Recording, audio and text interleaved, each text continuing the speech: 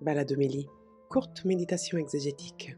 Bonjour, je suis Éric Morin du service biblique Évangile et Vie et je vous propose notre méditation hebdomadaire à partir des textes de dimanche prochain, 6e dimanche de Pâques, où on va nous présenter le don de l'Esprit pour témoigner de notre espérance. Le don de l'Esprit pour le témoignage d'une espérance. La liturgie nous prépare progressivement à la fête de Pentecôte. Dans la première lecture, nous avons Philippe, l'un des 7 dont on parlait la semaine dernière, l'un des 7 qui, après avoir annoncé l'évangile à l'eunuque de la reine Candace, à l'Éthiopien, maintenant se trouve en Judée, Samarie, et y annonce l'évangile. Ce faisant, on voit se dessiner le plan des actes et l'ordre que Jésus a donné. Le jour de l'ascension, au début, il dit allez annoncer l'évangile à Jérusalem, en Judée, Samarie et jusqu'aux extrémités de la terre. Ben voilà. Suite à la persécution d'Étienne et d'autres, la communauté s'est trouvée dispersée et la dispersion est devenue occasion d'annonce de l'évangile. Et on nous raconte comment Philippe opère. Il opère, et la chose que Luc souligne, c'est le lien avec Jésus. Il fait des signes et il annonce.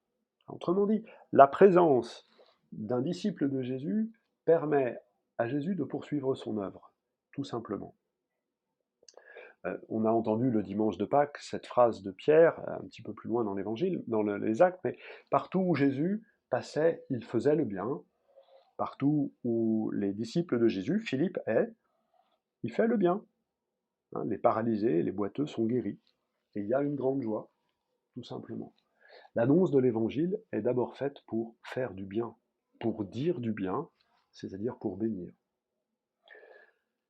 À travers ces simples événements, c'est le charme, la force, la beauté des actes des apôtres, on voit la puissance de l'Évangile qui progresse et qui rejoint le cœur de celles et ceux qu'il veut rejoindre,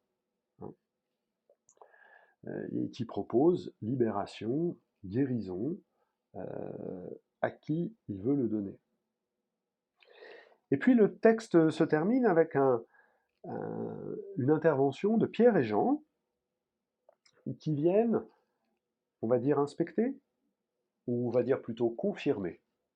Pierre et Jean qui viennent confirmer le travail de Philippe, et Luc nous raconte que c'est par eux et par leur imposition des mains que celles et ceux qui ont été baptisés par Philippe et qui ont reçu l'évangile grâce à Philippe, c'est par Pierre et Jean qu'ils reçoivent l'Esprit Saint. Le don de l'Esprit qui établit un lien fort avec Jésus devient cette fois-ci une plénitude qui va permettre d'annoncer Jésus. Dans les Actes des Apôtres, avant la Pentecôte, il y a déjà l'Esprit, puisqu'on nous dit par exemple que la communauté était en prière. Comment est-ce que c'est possible de prier sans l'Esprit Saint? Pas possible. Donc il y a une plénitude du don de l'Esprit, c'est ça que Luc veut nous souligner, laquelle plénitude permet de dire Jésus, permet d'annoncer Jésus. Dans notre théologie contemporaine, c'est la différence entre le sacrement du baptême, et par le baptême, c'est l'Esprit qui est à l'œuvre pour nous unir à Jésus, pour que nous soyons membres du corps du Christ, et puis il y a le don de l'Esprit à la confirmation pour que nous soyons témoins du Christ. Et Jésus appelle ses disciples pour qu'ils soient avec lui et pour les envoyer prêcher. Le baptême nous permet d'être avec lui, la confirmation nous envoie en mission. On peut expliquer cela d'une manière un peu différente avec une comparaison biologique. Quand un embryon se développe, au départ, toutes les cellules sont indifférenciées. Et assez rapidement, petit à petit, les cellules se différencient pour devenir tube digestif, pour les différents organes se spécialisent.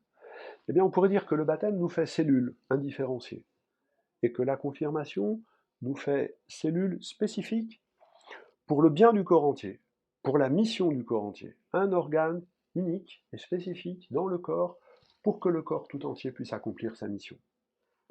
On s'aperçoit donc, à travers ce texte, que dès les années 80-90, hein, les dates supposées de rédaction des Actes des Apôtres, la communauté avait déjà conscience de cette articulation du don de l'Esprit Saint qui se manifeste de manière différente, par étapes, dans la vie même d'un croyant.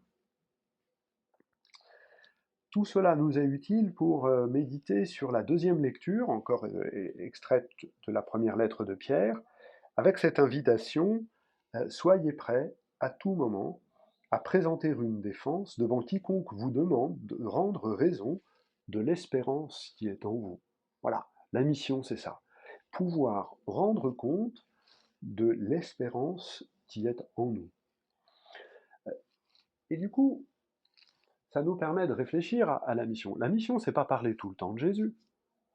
C'est pas envahir toutes les réunions de famille ou d'amis pour amener systématiquement et constamment la conversation sur les choses religieuses.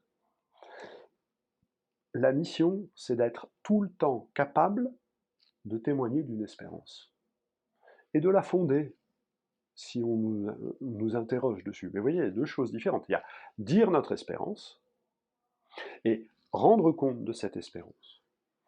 Et la lettre de Pierre nous dit que pour ça, il faut être prêt. Il faut se préparer. Alors, le prof que je suis, le bibliste que je suis, il dit, ben voilà, c'est la formation. Hein.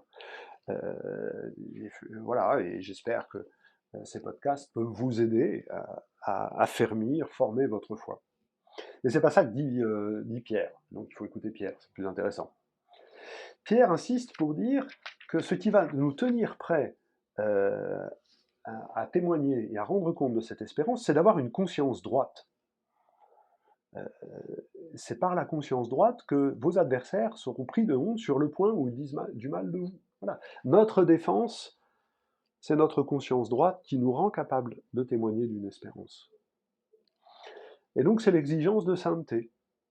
C'est la sainteté qui est première. Et par la sainteté, nous serons capables de dire. J'aime bien réfléchir sur ce mot conscience, hein, qui veut dire étymologiquement une science avec, une double science, une science de deux choses. La science de ce monde, la connaissance de ce monde, la connaissance de ses espérances, de ses joies, de ses peines, de ses douleurs. Voilà, c'est pas forcément un discours scientifique, mais être capable de connaître ce que vit notre monde. Et puis une deuxième science, une deuxième connaissance, c'est la connaissance du monde à venir. La conscience droite, c'est la conscience qui est capable de témoigner, de vivre l'alliance que Dieu établit entre son monde à lui, 3 fois saint, et notre monde fait de chair et de sang. Et la conscience droite, c'est celle qui est capable de tenir cette alliance entre les deux mondes. Et à partir de ce moment-là, nous serons capables de dire une espérance, de dire que ce monde est appelé à vivre quelque chose de plus grand que ce qu'il vit aujourd'hui, et que c'est sur ce témoignage que nous devons prendre nos décisions. La vie chrétienne, c'est celle qui accepte de permettre à notre vie d'être commandée par l'avenir, expliquée peut-être par le passé, mais c'est notre avenir qui commande notre présent. C'est la rencontre avec le Christ, c'est la participation au royaume qui commande notre présent. La conscience droite est un témoignage, mais elle rend possible le témoignage de notre espérance, et elle nous prépare ainsi à pouvoir en rendre compte. Dans l'Évangile, Jésus continue, c'est vraiment la suite immédiate du texte que nous avions dimanche dernier.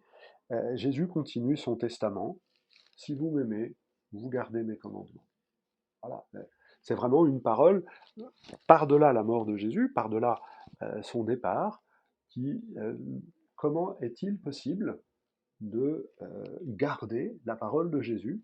Eh bien, pendant que moi je ne suis pas là, je prierai le Père et il vous donnera un autre défenseur. Il s'agit bien évidemment de l'Esprit Saint, on va y revenir. Mais voyez bien comment Jésus est en train de faire ce qu'il disait la semaine dernière, je pars vous préparer une place. Je vais me tenir devant le Père pour qu'il vous donne l'Esprit. Et cet esprit, c'est lui qui va vous permettre d'être unis à moi, qui suis le chemin, la vérité et la vie. Hein, toujours cette idée, l'esprit, c'est d'abord celui qui nous unit à la personne de Jésus. Alors, il est appelé défenseur, littéralement avocat. On pourrait aussi traduire par consolateur, et ça se comprend bien, hein. Mais je crois que la notion d'avocat, de défenseur, au sens juridique du terme, fonctionne bien. Tout d'abord, Jésus dit un autre défenseur. Dans la première lettre de Jean, Jean désigne Jésus comme un défenseur. Si nous avons commis des péchés, nous avons un avocat, c'est Jésus. Alors, il faut mesurer le paradoxe qu'il y a derrière ces expressions. On y est habitué, du coup, on n'y est pas toujours très sensible. Mais le paradoxe, c'est que Jésus, nous le professons dans le credo, c'est le juge qui viendra juger les vivants et les morts. Il a été fait Seigneur et il a pour mission d'introduire auprès du Père. C'est lui qui juge de cela. Et le terme juge insiste sur un schéma procédural. Il y a même un procureur général, c'est le Satan dans le livre de Job. Et là, on a le juge qui nous paye l'avocat. Vous imaginez un peu ce qui se passerait dans les journaux si jamais on apprenait que c'est le juge qui avait payé l'avocat? Ou même si c'est le juge qui, à un moment, descend de son siège et se met derrière la barre pour témoigner, pour plaider en faveur de celui qui doit juger. On va dire que les dés sont pipés, on va dire que le procès tient pas debout. Eh bien, le Nouveau Testament a cette force, cette audace, hein, on retrouve cette même rupture du schéma juridique dans les lettres de Paul. Celui qui est venu nous juger a pris notre défense. Et donc on n'a plus grand-chose à craindre d'un juge qui se fait notre avocat, qui nous donne un autre avocat.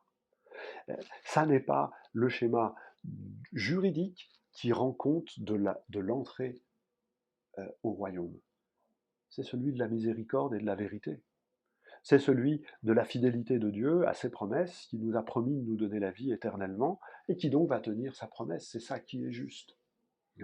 Derrière cette expression, je vous donnerai un autre défenseur, il y a toute cette rupture, toute cette bonne nouvelle de la miséricorde du Père. On entre au paradis, pas parce qu'on le mérite selon un jugement, mais parce que c'est la grâce que le Père nous octroie, la chance, le bonheur de nous voir vivre devant lui. Cet esprit, il nous est dit être également esprit de vérité. Esprit qui nous permet d'être unis à Jésus qui est la vérité. Et un petit peu plus loin, dans ce chapitre 14, il est dit que l'Esprit va nous permettre de nous souvenir de ce que Jésus nous a dit. Alors pas simplement nous souvenir au sens de la mémoire, qui pourrait être défaillante, mais nous souvenir au sens de porter à la plénitude de sens. Et l'évangéliste Jean est très attaché à nous montrer ce travail de l'Esprit Saint. On l'avait souligné dans la Passion, quand Pilate dit « Voici l'homme, voici le gars que vous voulez que je vous livre, faites-en ce que vous voulez ». Mais en même temps, c'est l'homme défiguré par la violence humaine et par le péché. Toujours dans la Passion, Jésus remet l'Esprit, mais quand il remet l'Esprit, il donne l'Esprit Saint. Voyez comment une expression, un geste de Jésus, une phrase, par la méditation de l'Église portée par l'Esprit Saint, devient révélatrice de sens. On pourrait faire la même chose, et je vous propose de le faire rapidement, avec le thème de l'agneau. Jean, au début de l'Évangile, dit « Voici l'agneau de Dieu ». Et il y a une homophonie, ça peut vouloir dire « Voici le serviteur de Dieu ». Et on sait que dans les poèmes du serviteur, l'agneau et le serviteur sont l'image l'un de l'autre. Au moment de la mort de Jésus, il meurt sans que ses os soient brisés, comme c'est prévu pour l'agneau pascal, et il meurt à l'heure où sont immolés les agneaux pour la Pâque. Et donc, la phrase de Jean-Baptiste devient vraiment prophétie de la mort et de la résurrection de Jésus. Et puis, dans l'œuvre de Jean, il y a aussi le livre de l'Apocalypse, sur le chapitre 5, sur le trône, sur la seigneurie de Dieu, il y a l'agneau debout immolé, l'agneau eschatologique, celui qui est à la fois le berger et l'agneau pascal qui nous conduit vers le Père. Et donc d'une simple phrase de Jean le Baptiste, voici l'agneau de Dieu qui enlève les péchés du monde, l'Esprit nous fait faire mémoire de cela, et le relisant à l'aune des événements et de la vie de Jésus, elle devient une révélation fort profonde. C'est ce que les disciples, c'est ce que Jean dit à propos des disciples. Ils se souvinrent que Jésus avait dit détruisez ce temple et en 3 jours je le relèverai, et détruisez ce temple et en 3 jours je le relèverai. Et l'œuvre de l'Esprit leur permet de se souvenir des paroles de Jésus, c'est de son corps dont il parlait.